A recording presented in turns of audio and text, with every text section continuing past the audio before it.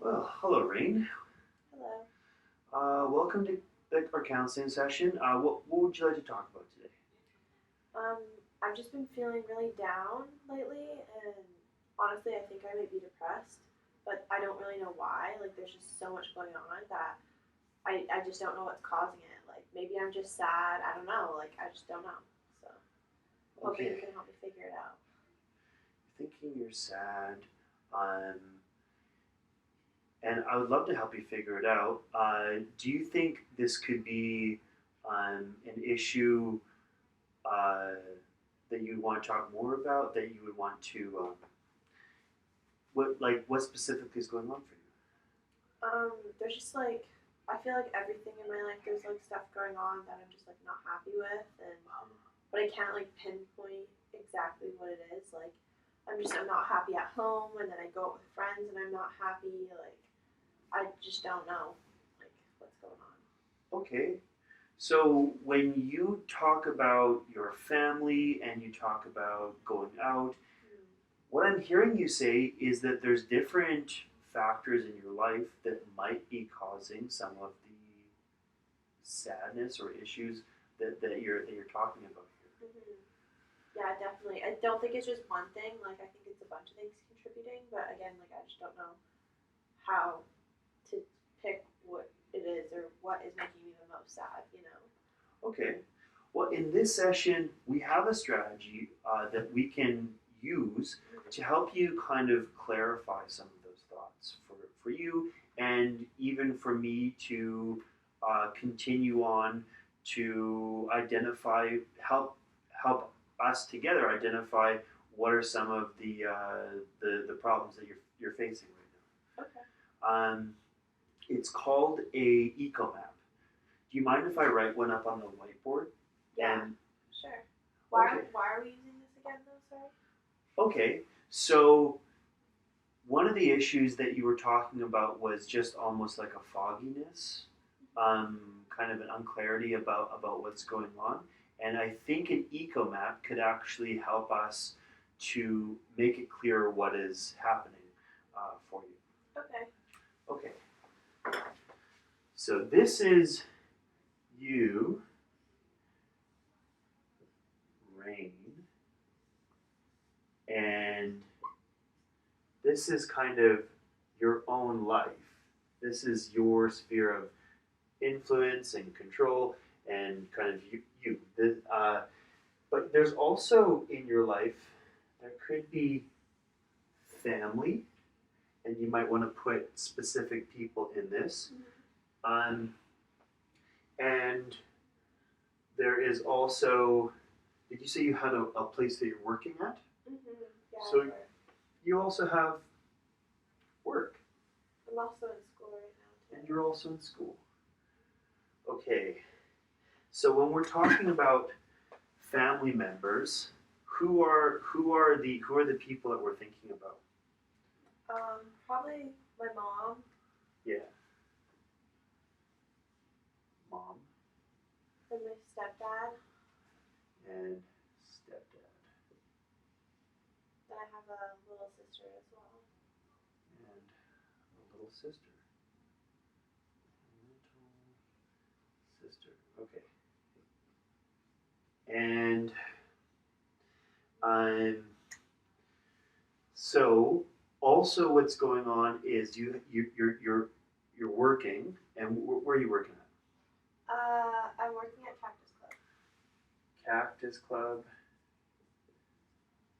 and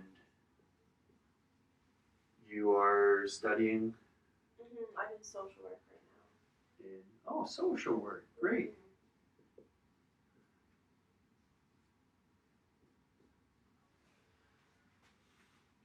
So Rain, for you, as we continue our sessions, what we're going to do is think about how these different people in these different spheres of influence are impacting your life. Okay. So you said um, that you were sad, and uh, are there specific instances either from this kind of region here or this region here, which are connected to some of those feelings that you're feeling? Well, I mean, at home I get really sad when my mom and my stepdad fight, just because I feel like they fight a lot ever since they had my little sister. There's just been a lot of like yelling and stuff in the house going on between the baby and then them. So it's pretty chaotic sometimes, definitely. And with one bathroom, everyone's always like yelling about the bathroom. Yeah. So that's a lot. And then like work is just, it gets really crazy sometimes. There's also a lot of yelling there. So I feel like there's a lot of yelling in my life. Yeah, well that sounds really hard to deal with. Definitely is. If you're experiencing yelling between your mom and your stepdad, but also this kind of, what this line represents is kind of a, I would call it like a chaotic relationship.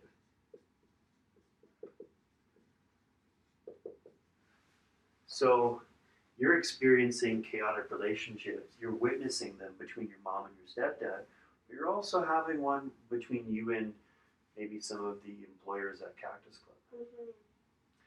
Can you identify any really mutually beneficial relationships between anybody in your life? I mean, me and my sister always have fun. Like, she's a little baby, but we like to play together. And I like taking her on walks and stuff. And she likes to go on them with me. And then probably my best friend as well. Oh. Best friend. Awesome. Yeah. Yeah, and I'd probably say those are my two. That's great. The two people have the most fun with. That's awesome. Right. How are things with the social work school that you're going to? It's good. I really like it. I mean, it's a lot with everything else going on, definitely, but it's chaotic, but there's no one really yelling at me. It's just kind of the schoolwork that I know I need to get done and stuff. Yeah. So it's a stressor for sure, but it's not. It's different. Okay, maybe it feels like you're doing something productive almost. Yeah, it's nice to, when I feel super overwhelmed with the chaoticness going on at home, I'll just go in my room and put some music on and do my schoolwork, and it kind of calms me down a little bit. Great. It just kind of takes me away from the moment, what's going on. And that's the reality, is that sometimes we have almost two relationships with one sphere of influence in our lives at the same time. Well, thank you for engaging with me in this eco map. Did any of this clarify anything for you? How are you feeling now that you've done this? Yeah, it helped me realize that school, although it's a stressor, it's also beneficial in my life right now, and that, you know, I have my best friend and my sister that I can like rely on maybe when I'm not feeling super happy. But yeah, I think that helped. That's awesome, right? I'm glad that you enjoyed it.